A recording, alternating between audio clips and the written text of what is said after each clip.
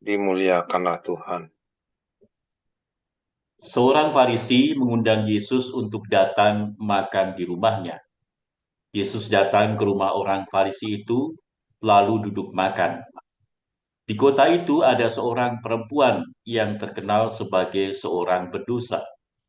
Ketika perempuan itu mendengar bahwa Yesus sedang makan di rumah orang Farisi itu, datanglah ia membawa sebuah buli-buli pualam berisi minyak wangi.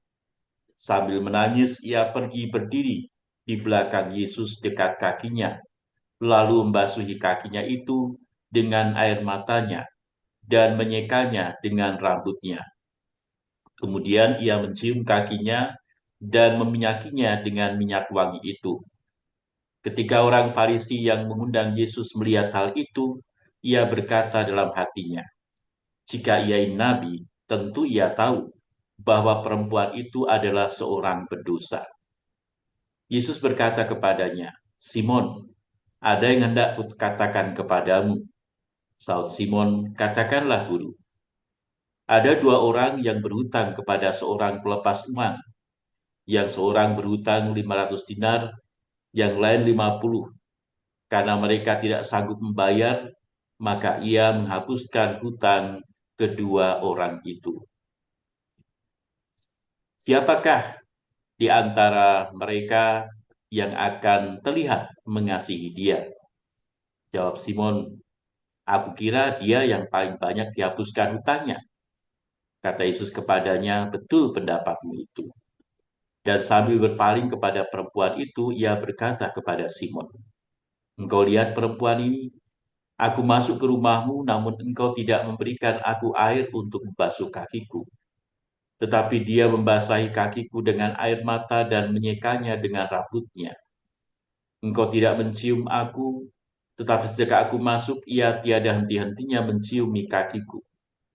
Engkau tidak meminyaki kepalaku dengan minyak, tetapi dia meminyaki kakiku dengan minyak wangi kakiku.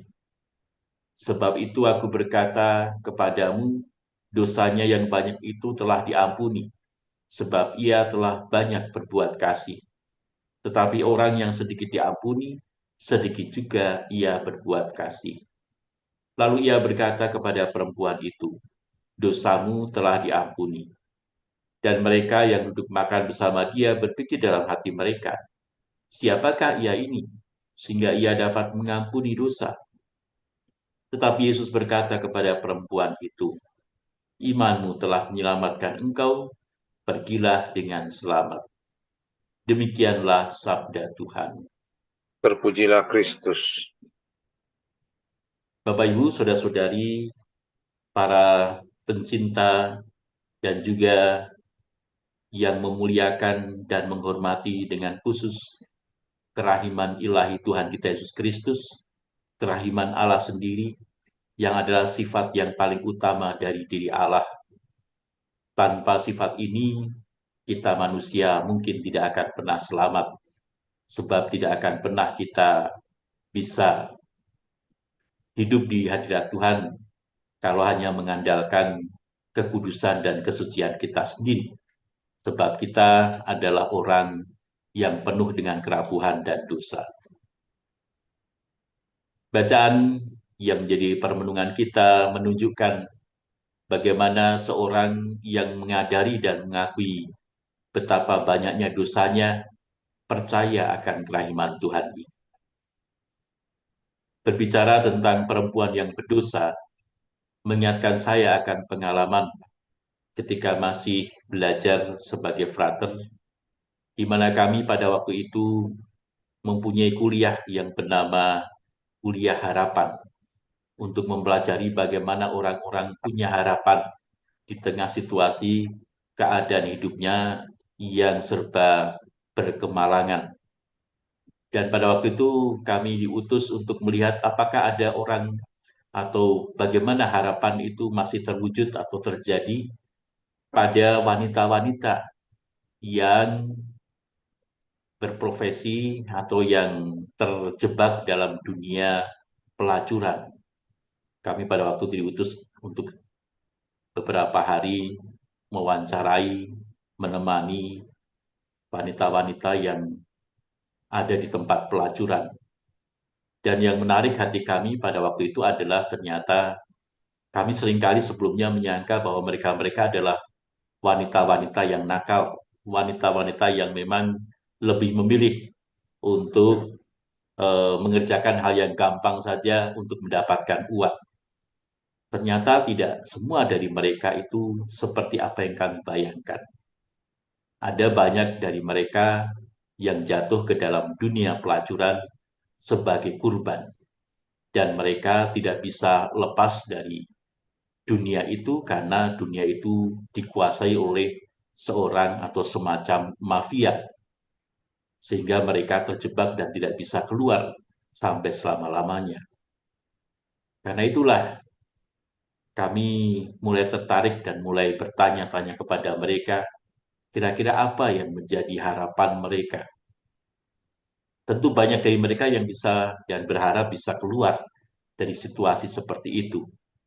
Karena mereka juga merasa bahwa itu bukan dunia yang menggembirakan, dunia yang sesuai dengan harapan mereka, meskipun kelihatannya berkelimang uang, meskipun kelihatannya mereka bisa berdandan, tetapi semuanya itu hanya semu, kata mereka.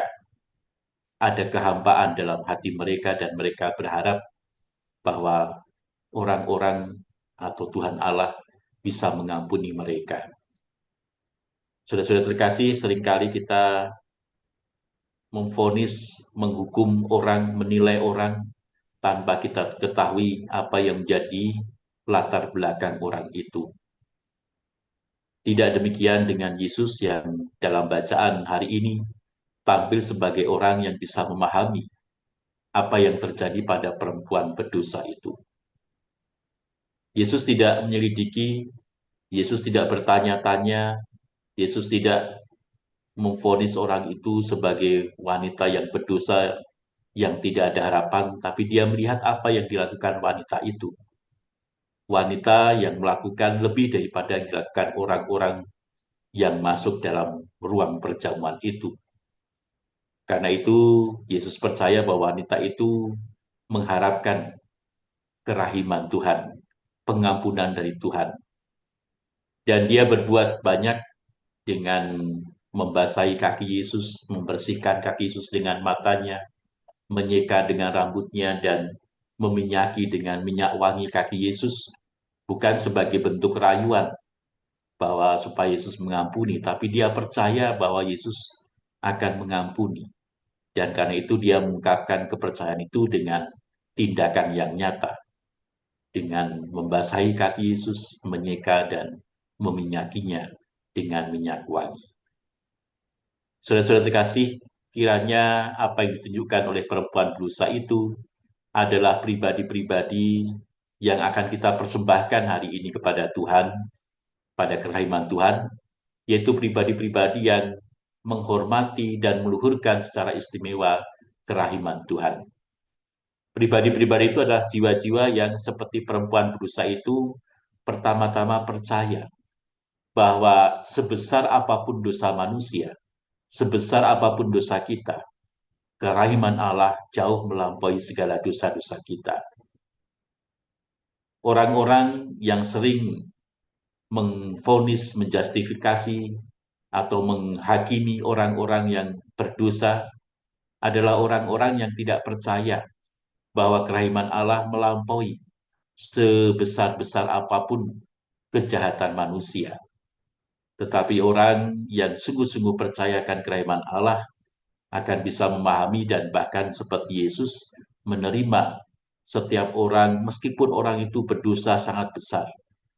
Karena Yesus sendiri pasti menyadari dan memberikan kesadaran pada kita bahwa tidak ada dosa sebesar apapun yang bisa melampaui kerahiman Allah sendiri.